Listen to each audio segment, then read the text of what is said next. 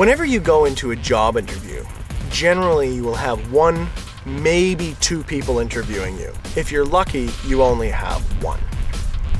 Nobody is going to hire an individual.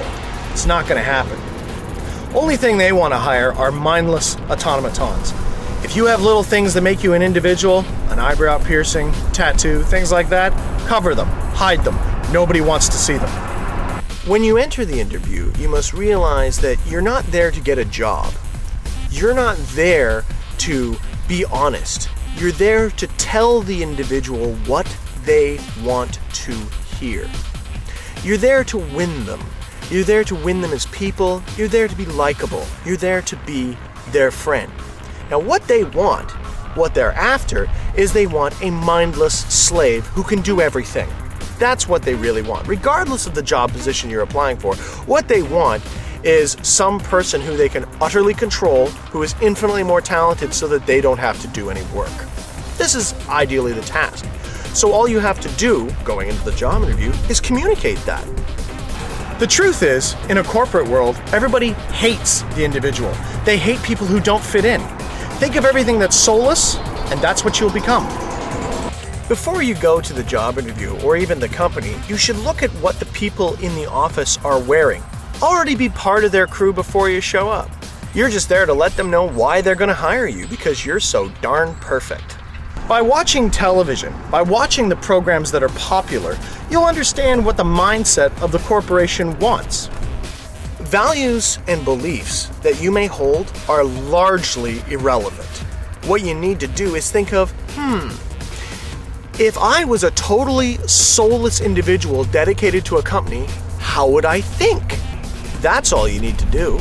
And you provide that little role-playing session. You only have to maintain it for maybe an hour during the interview. Why, absolutely. I will believe anything that's written on the promotion poster outside. That recruiting ad you put in the paper, you betcha. Gonna spend the rest of my life doing this. That's my goal. I have no aspirations for anything because I am a mindless automaton.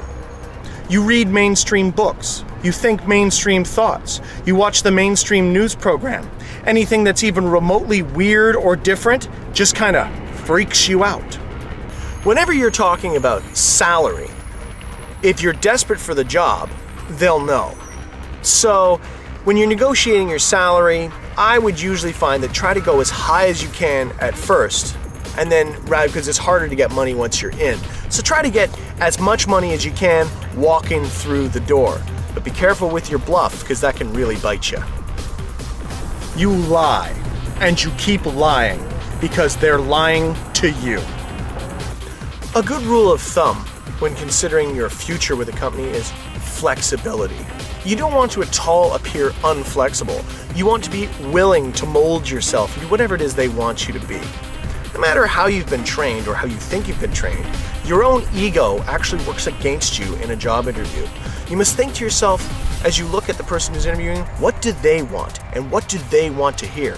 Chances are, with how they move, how they act, how they dress, they'll be screaming at you how they want you to act. In the battle for your soul, it is best to be covert. Above everything else, do whatever you have to do to be relaxed. Not sloppy and not a slob, and definitely not stupid, but you want to be relaxed, confident, because you've got this job. And if you don't have this job, you've got another job just around the corner, because you're a winner.